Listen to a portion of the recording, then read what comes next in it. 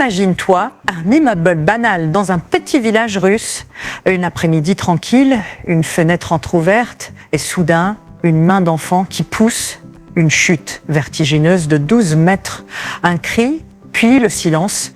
Une vie de 21 jours s'arrête net sur le béton et l'auteur de cet acte n'a que 5 ans. Oui, 5 ans. Ce n'est pas un scénario d'horreur inventé pour un film. C'est une histoire vraie, survenue le samedi 25 octobre dans le district de Zelenodolsk, au cœur du Tatarstan. Un drame qui glace le sang et qui laisse une question en suspens. Pourquoi samedi 25 octobre, village de Vassiliev, district de Zelenodolsk, Tatarstan, dans un petit appartement du 4e étage, 2 enfants, une fillette de 5 ans et un nourrisson de 21 jours. La mère est sortie rendre visite à une amie. Le père est au travail. Les 2 enfants restent seuls dans le silence de leur appartement. Quelques minutes plus tard, l'aînée approche la fenêtre. Elle regarde dehors et dans un geste incompréhensible, pousse sa petite sœur dans le vide. Une chute de 12 mètres. Sur le béton, le nourrisson ne survit pas. Les passants découvrent le corps, alertent les secours. Trop tard, les enquêteurs arrivent. Le comité d'enquête russe ouvre un dossier pour homicide et négligence parentale.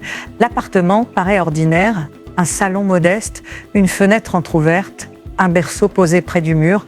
La mère sort quelques instants, laissant ses 2 enfants seuls. La fillette joue, observe, puis s'approche du berceau, soulève sa sœur.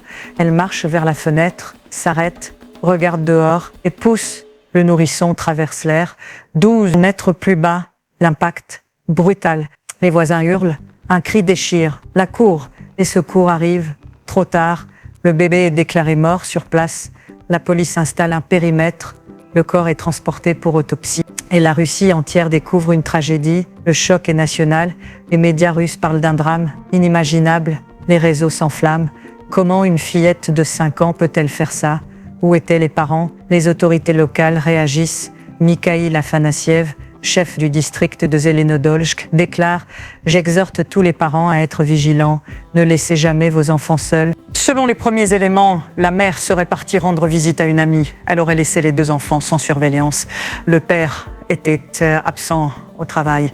Un rapport local évoque la jalousie. La fillette aurait été contrariée par l'arrivée du bébé et aurait agi par frustration. Une double enquête est ouverte pour mise en danger et abandon d'enfants.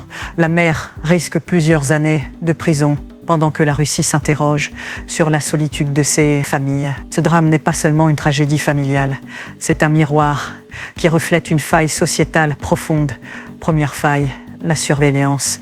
Laisser 2 enfants en bas âge seuls à la maison est une prise de risque extrême. Mais dans de nombreuses régions russes, les parents travaillent sans congé et les structures d'accueil sont quasi inexistantes. Deuxième faille, la jalousie infantile. Un phénomène réel et souvent sous-estimé.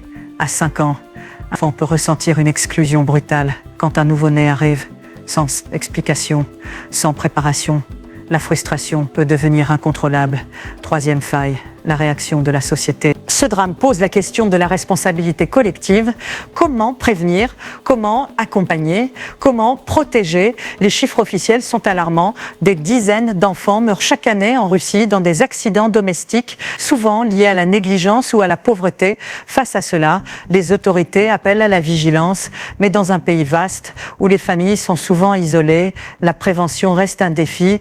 Et le drame du Tatarstan en est une illustration tragique. Une enfant en est arrivée là. Qu'aurait-on pu faire? Et surtout, combien de drames semblables dorment encore dans le silence? Le comité d'enquête continue son travail, mais pour les habitants de Vassiliev, rien ne sera plus jamais comme avant. C'était Monde Plus, l'actualité mondiale sans filtre. Abonne-toi pour plus de vidéos d'actualité.